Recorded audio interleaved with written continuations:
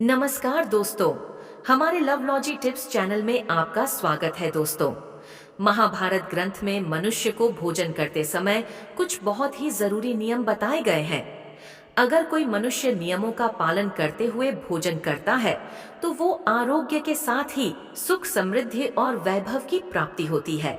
शास्त्रों में बताए गए यह नियम वैज्ञानिक दृष्टिकोण से भी परिपूर्ण है। इस प्रकार से भोजन करने पर मनुष्य सभी देवी देवताओं का आशीर्वाद प्राप्त करता है। अतः आप भोजन करते समय इन नियमों का पालन अवश्य करें।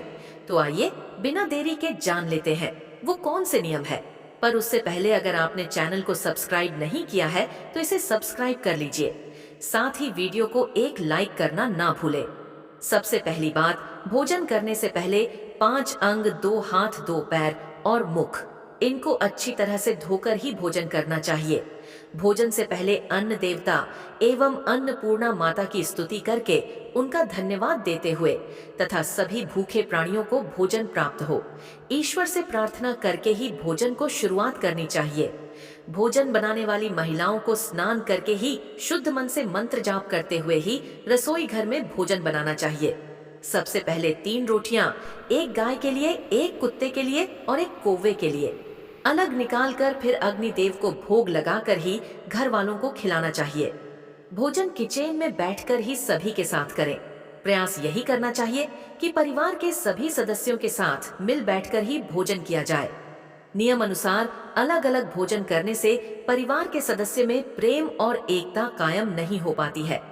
भोजन का समय प्रातः और सायंकाल ही भोजन का विधान है, क्योंकि पाचन क्रिया जठराग्नि सूर्योदय से 2 घंटे के बाद तक एवं सूर्यास्त से 2.5 घंटे पहले तक प्रबल रहती है।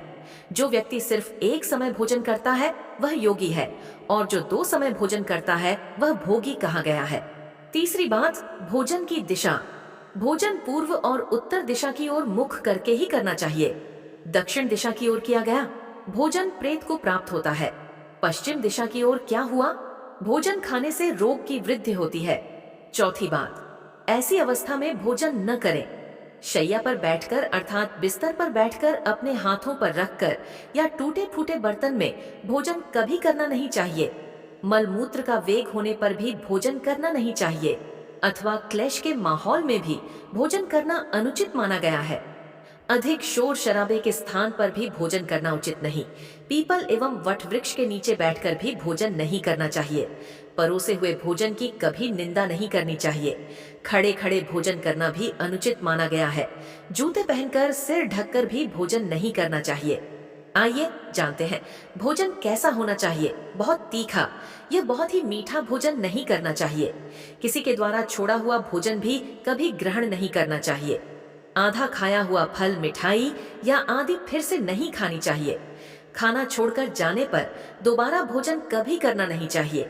जो कोई भी ढिंढोरा पीटकर खिला रहा हो, वहां पर जाकर कभी भोजन नहीं करना चाहिए। पशु या कुत्ते के द्वारा छुआ हुआ भोजन कभी करना नहीं चाहिए। रजस्वला स्त्री के द्वारा परोसा गया भोजन भी करना अनुचित है। श्राद्ध का निकला हुआ वासी या मुंह से फूंक मारकर ठंडा किया गया भोजन भी करना अनुचित है। बाल गिरा हुआ भोजन भी न करें। अनादर युक्त अवहेलना पूर्ण परोसा गया भोजन भी कभी न करें। कंजूस के द्वारा वैसा के हाथ का शराब बेचने वाले का दिया भोजन भी और ब्याज का धंधा करने वाले व्यक्ति का भोजन भी कभी करना नहीं चाहिए। छठी बार भोजन करते समय ध्यान रखें, भोजन के समय मौन रहे। रात्रि के समय भरपेट न खाएं।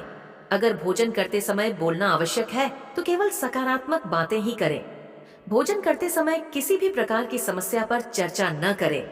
भोजन को चबा चबा कर खाएं। सबसे पहले मीठा, फिर नमकीन और अंत में कड़वा खाना चाहिए। थोड़ा सा भोजन करने वाले को आरोग्य, आयु, बल, सुख, सुंदर संतान और सौंदर्य प्राप्त होता है। साथ ही बाद भोजन के पश्चात क्या नहीं करना चाहिए। भोजन के तुरंत बाद पानी या चाय नहीं पीना चाहिए। भोजन के पश्चात घुड़सवारी, दौड़ना, बैठना, शौच आदि प्रकार के कार्य नहीं करने चाहिए। भोजन के बाद क्या करें। भोजन के पश्चात दिन में भोजन करने के पश्चात टहलना चाहिए, और रात्रि के समय है 100 कदम टहलकर बाईं करवट में लेटना। हाथों वज्रासन में बैठने से भोजन का पाचन अच्छे से होता है।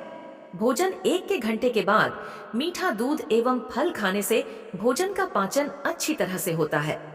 भीष्म पितामह ने अर्जुन को दिए महत्वपूर्ण संदेश में कहा गया कि जिस थाली को किसी का पैर लग जाए उस थाली का त्याग करना चाहिए।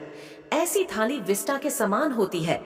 भीष्म बाल आने के बाद भी खाए जाने वाले भोजन से दरिद्रता का सामना करना पड़ सकता है।